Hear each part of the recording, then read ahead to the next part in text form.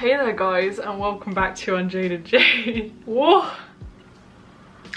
I know you guys have been waiting for this one. Like, ever since I posted the interrailing vlogs, hinted at something that went on, and especially because I'm not open about like my love life and romantic stuff kind of intentionally.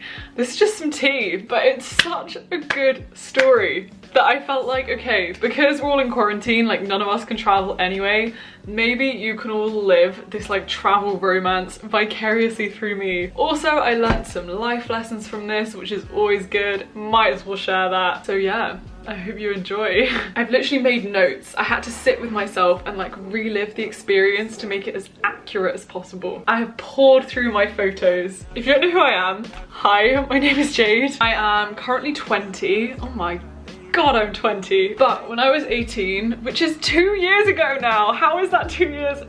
Sorry, I feel very old. When I was 18, as soon as I finished school, I took a gap year and I won one of these Discover EU passes from the EU, which basically meant that I could go traveling around Europe for free for up to a month. The only issue was, all my friends went to university, no one wanted to come traveling with me, and I was suddenly hit with this realization that I either go traveling alone or I just give away this free pass to go traveling. I was like, Jade, come on, stop being scared. You can do this. I know that you struggle to like go to London on your own, but sure, you can do 3 weeks traveling Europe. Why not? So yeah, little old me got on a train, went around Europe, and things happened. If you've watched my travel vlogs, you're gonna really enjoy this video because this is like the behind the scenes of whatever I showed you. Disclaimer number one, prior to traveling, I really did not have much relationship experience. I had one relationship when I was 16 and it ended with him cheating on me.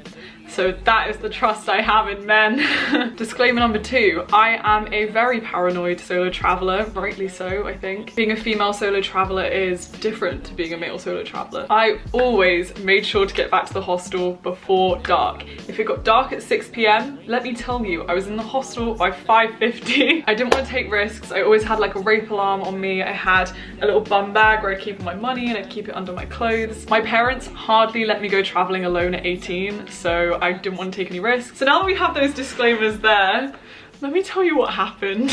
Let's set the scene. So I'm about 2 weeks into traveling. I've just gotten to Ljubljana in Slovenia, capital of Slovenia. It is gorgeous. However, I've been traveling for so long now that when I got into the hostel, I just felt kind of down for the first time in a while. Like I was sort of ish homesick, but just sort of tired. And I started watching YouTube and I was sharing a room with 3 other girls. One of them was at university and the other 2 who came in, Hannah and Johanna from Sweden. One of them was like 26 and the other was like 23. And I can remember them coming in and I was just feeling really low and really grouchy. They were just so smiley and lovely, and they basically said to the room, they were like, oh hey, does anyone want to come on a pub crawl tonight? I didn't want to admit that I had never been on a pub crawl in my life. I didn't really know what one entailed. To this day, I don't think I've ever been properly drunk. So I don't know, I'm like open-minded. I wanted to meet people, but at the same time I'm like, oh, out of my comfort zone. However, something in me was like, these people seem really nice, and I was like, Jade, gut feeling, like they just seem cool, get to know them. So that night we found out the pub crawl was actually cancelled, but instead we found this little restaurant by this canal and we just had a glass of wine together. Do you know what, that I still remember to this day, that was my first time I ever drank a full glass of wine myself, which sounds like kind of embarrassing and weird, but it shouldn't be. So I felt very mature and just happy, and this conversation that we had was not like your average small talk conversation. It was like, before I knew how old they were, we had already discussed everything they felt like they were escaping in Sweden. We talked about religion and our views on spirituality and things like polyamory and like random topics. I got on so well with them that the entire next day in Ljubljana we traveled around together, and the day after that I was planning on heading to Lake Bled in Slovenia, which is basically a gorgeous lake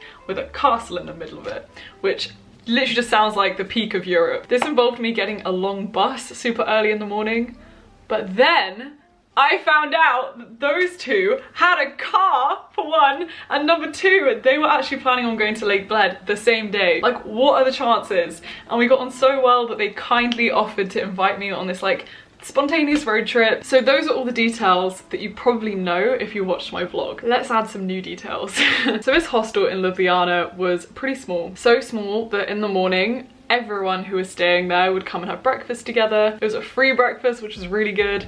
And you all sat around this one table and just got to know all the other travelers. On the table, there was one guy from the UK. I can just remember thinking, oh, this is so refreshing. He understands British banter. We had good conversation. On the day where I was exploring with the Swedish girls, he was like next to me spontaneously. So we talked quite a lot. It was just very chill. It was very nice. After that breakfast, the Swedish girls were like, oh my god, Jade, like, wow, you got on so well with that guy, like, da da da da da, hyping me up like high school friends. It was just great. And I was like, no, like, we're leaving to Lake Bled tomorrow, like, we'll never see him again. It's fine. I thought that was gonna be the last I saw of this guy.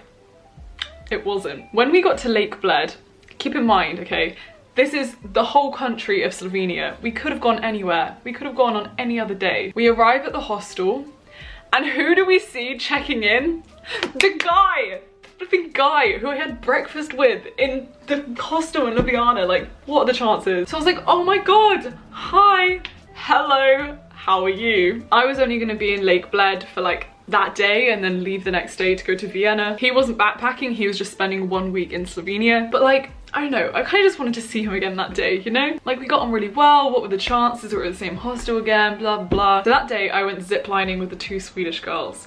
Some extra details that I did not add to the vlog. The 2 instructors who were leading the ziplining, we had like a lot of banter with them. I don't speak Slovenian, surprise, but every time you like got on the zip line and like went across, you could hear them say in their walkie-talkie like a very specific Slovenian word. So like you got to know what they were saying. Like, you assumed it meant like go or ready. Every time that my friend Johanna went on the zip line, the guy would say something else into his walkie-talkie. We were like, what are you saying? What are you saying about her? Tell us more. He wouldn't tell us. So when we got to the other end of the zip line and we saw the guy who'd like answered the walkie-talkie, we were like, what does that mean? Like, what did your friend say? And he just started cackling and we were like, what is being said? So in the name of banter, we said that if they weren't going to tell us, they would have to buy us a drink that night, take us to a good Slovenian pub, and we could just chat some more. Basically, my Swedish friends just liked them. But you know what I thought?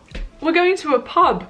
Why don't I invite, you know, this guy that I met in Ljubljana? Isn't that convenient, right? So there we go. We go to the pub, we have the instructors, we have this guy I met in Ljubljana. As I said in my disclaimer, I really don't go out unless I trust the people a lot. And I actually had a private room in Lake Bled with the 2 Swedish girls. We just felt like a little trio. I trusted them a lot. I had to do my laundry in the hostel, so I arrived to the pub slightly later. The second I arrive, my Swedish friend Johanna, she is next to this guy I met in Ljubljana, and she stands up and she's like, oh, I'm just gonna like sit over there. Jade, you sit here next to the Ljubljana guy.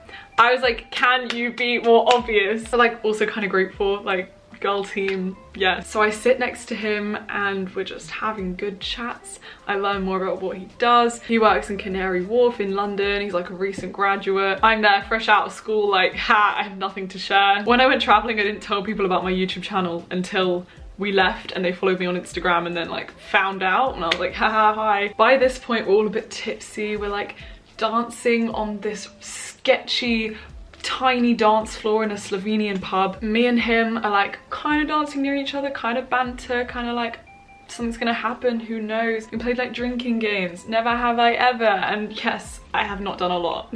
But then this is where the night became one of my favorite memories. The 2 instructors are obviously Slovenian. They have a very good knowledge of the Lake Bled area. In the pursuit to impress my 2 Swedish friends, they were like, hey, why don't we take you to this secret rooftop? And guys, it was like a balcony overlooking the lake at night, and like the castle in the middle of the lake was illuminated in like gold colors. It was such a clear, warm night in like September, October.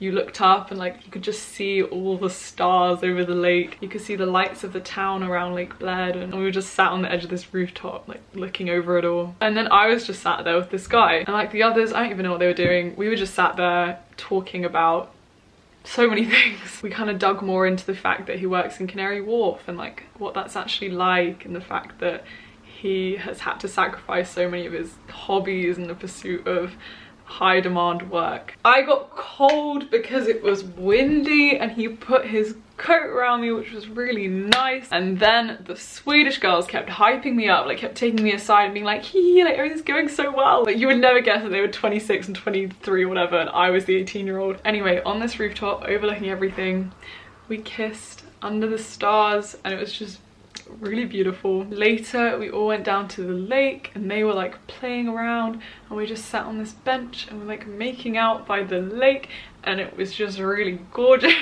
It literally felt like a freaking movie. Okay, but let me like caveat all of this. So obviously I was really enjoying myself. I was really hyped up by my Swedish friends. I was slightly tipsy. But I think as the night went on, I realized that as much as I like him, I didn't like him to the point where I saw it going any further. Like I knew I had my whole gap year ahead of me and like I wasn't really looking for a relationship and I felt like he might be, and it's just sort of muddled. And I was leaving the next morning anyway, so I didn't really want to like catch feels. So that night I said goodbye. I was like, this was amazing. Who knows, maybe see you one day, but like goodbye. The next morning I came out of the hostel ready to go to Vienna.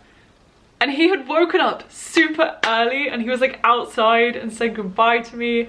I was like, this guy is so sweet. Who does that? Like people don't wake up early in hostels. Again, I was like, goodbye. That was really nice. Bye. Then I traveled a whole day to Vienna. For context, this is literally across countries. From Slovenia up to Austria, an exhausting long journey. I would only have 1.5 days in Vienna, so like I was taking a night train the next day, so I was planning everything I was gonna do. I got to my hostel, I checked in, I got some food from a market, and then I get a DM and it's from the guy and it says, hi Jade, just to let you know, I'm on a train to Vienna. What? This guy, he has 7 days, 1 week, where he was only going to Slovenia. And now he has just decided spontaneously to get on a train, go across countries, literally like a whole day of travel, just to spend 1 more day with me in Vienna. Like, who does this? I think I have a pretty good instinct when it comes to people and whether things are like creepy. If they're creepy, I will shut it down straight away, like nah nah nah. This didn't feel creepy, it just felt like kind of flattering, but like who would do that for someone? Like that's just, what? Like I knew him for like 2 days, so I couldn't not meet up with him. Like that's like, I'm not mean. So the next day was honestly like a movie again. It was like a whirlwind romance scene. We went to the palace, we had high tea at the palace overlooking everything. We got lost in this maze, we went through like narrow winding paths of Vienna, we talked a lot, we got ice cream and went to fountains and it was so beautiful. And that night, just because this guy is just precious human. He knew I was vegan and he knew that meant a lot to me, so he did some research, found a vegan restaurant that was like fancy, and then like paid for dinner for us there. And trust me, I don't allow people to pay for dinner for me very easily. I like paying for other people, or I like splitting it. That is just the way. But it was candlelit and it had plants everywhere and like the decoration was gorgeous. It was like the most romantic wine candlelit vegan beautiful meal ever. But as I say, that night I was getting a night train, and as I also say, and this is me being super honest with you guys and just looking back in retrospect, but I didn't see anything further there, even though I think he did. And I wish I had just been brave and real enough to say, look, I don't think this is going any further, like for definite. Because instead I did this wishy-washy hope thing where I was like, I've had an amazing time, which I really had, that was not a lie, and like maybe hopefully we'll see each other again. Even though I didn't think that was gonna happen, I was just being like kind, but then it's not really kind because honesty is kinder. My camera just ran out of battery. Where was I? It was like the most important bit of the video. Yeah, so I guess it's just to say, in retrospect, that was the real point of learning that I had to do, and I think to an extent still have to do. I knew that he liked me more than I liked him, which is so frustrating because I wanted to like him so much more than I did, because on paper he was just perfect. He was just kind and thoughtful and amazing, and just there wasn't that spark. But instead of just telling him that, I basically slowly ghosted his messages more as I continued traveling, and then I just didn't really reply, and I just fizzled out in like that horrible ghosting way. And like, that's not fair. If that was me, I don't even know what I would do. It would just be horrible. So I think if it was established on day one that it was just like a casual thing and like that had been said, I think that would have been fine. But I can't help but feel like I let it on and then it really wasn't clear. I just don't think that's fair on anyone. So the moral of the story is that it is so okay to do things casually while traveling, I think. I mean, I have very few flings to report. For example, I knew that I would not lose my virginity while traveling. I just didn't want to. I wasn't interested. I really don't judge anyone who does. Do what you like. I think virginity is like a social construct thing anyway. But yeah, like the first time that I had sex for me was not gonna be with a stranger that I just met while traveling. Just didn't want to do that. No, the moral of the story is that I am naturally a people pleaser, and this screws me and other people over a lot, because sometimes being a people pleaser means not being honest with yourself and therefore not being honest with other people, and that is not fair. So in conclusion, I had the most incredible movie-like whirlwind romance where someone like kissed on a rooftop under the stars with a castle and a lake, and then he travelled across countries to see me again spontaneously, and we went to a palace and amazing blah blah blah. Freaking amazing. But I should have been honest in where I stood in all of this, and that is the moral of the story. I really do view you guys as like friends. I really enjoy just speaking honestly about this kind of stuff. So let me know if you enjoyed it, and let me know if you had any interesting travel fling stories. Or equally tell me if that's something you think you'd never do. Like, tell me more. I really didn't pin myself as doing anything casual, like even kissing, but I learned a lot about myself. Okay, bye, see you.